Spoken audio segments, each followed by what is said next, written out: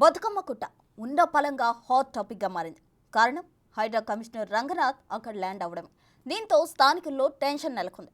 బుల్డోజర్లు వస్తాయనుకున్న అక్కడి వారికి స్వీట్ న్యూస్ చెప్పారు రంగనాథ్. అసలు హైడ్రా బతుకమ్మ కుట్టకు వెళ్లడానికి కారణమేంటి? జనానికి ఇచ్చిన హామీ ఏంటి?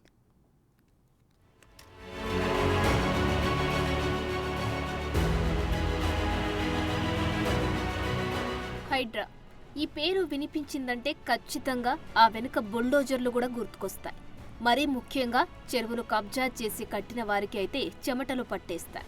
అయితే తమ అసలు పని కూల్చడం కాదు, పర్యావరణాన్ని పరిరక్షించడమని మరోసారి ప్రూవ్ చేసింది. తాజాగా హైదరాబాద్లోనే బతుకమ్మ కుంట పూర్వ వైభవానికి పూనుకుంది హైడ్రా. అది కూడా ఇళ్లను తొలగించకుండా.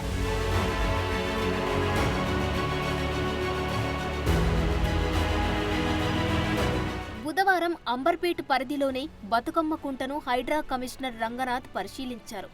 ఆక్రమణకు గురైన ప్రాంతాన్ని పరిశీలించారు.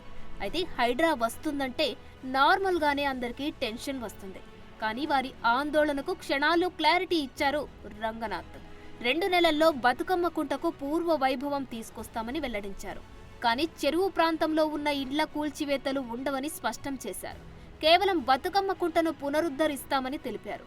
స్థానిక ప్రజల్లో కూల్చివేతలు ఉంటాయనే అపోహ ఉందని, ఆ అపోహలు తొలగించేందుకే బతుకమ్మ కుంటకు వచ్చినట్లు చెప్పారు.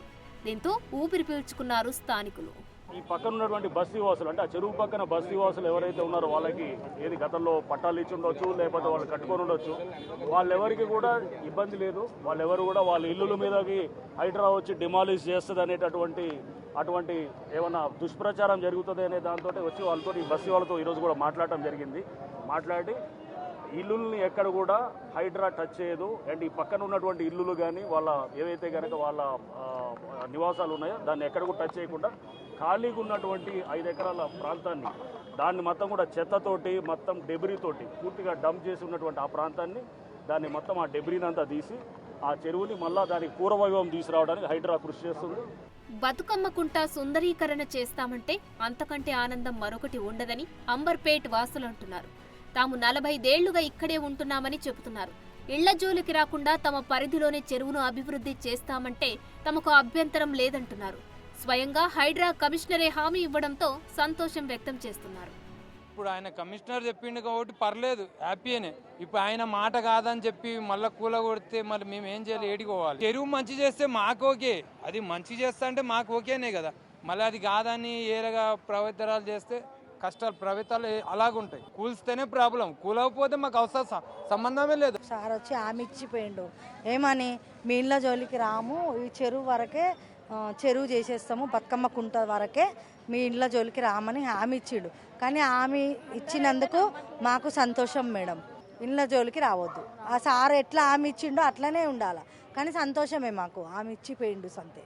1962 లెక్కల ప్రకారం బతుకమ్మ కుంట 16.13 ఎకరాల విస్తీర్ణంలో ఉండగా ప్రస్తుతం 5.15 ఎకరాలకే పరిమితమైంది.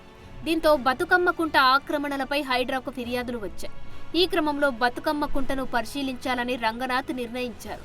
అయితే బతుకమ్మ కుంట వద్ద హైడ్రా కమిషనర్ పర్యటన నేపథ్యంలో ఉదయం నుంచి హైటెన్షన్ వాతావరణం నెలకొంది. రంగనాథ్ పర్యటన నేపథ్యంలో భారీగా పోలీసులు మోహరించారు. అయితే తమ ఇళ్లను కూల్చవద్దంటూ స్థానికులు నిరసనకు దిగారు. ఇళ్లను తొలగించకుండా చెరువు సుందరీకరణ పనులు చేయాలంటూ స్థానికులు డిమాండ్ చేశారు. చివరకు బతుకమ్మ కుంటను పరిశీలించిన హైడ్రా కమిషనర్ అక్కడి ప్రజలతో మాట్లాడారు. ఇండ్లను కూల్చబోమని, కేవలం బతుకమ్మ కుంటను పునరుద్ధరిస్తామని చెప్పడంతో ప్రజలు సంతోషం వ్యక్తం చేశారు. మొత్తంగా తమ టార్గెట్ కేవలం కూల్చడమే కాదు, పర్యావరణ పరిరక్షణే తమ అసలు ధ్యేయమని మరోసారి ప్రూవ్ చేసింది హైడ్రా.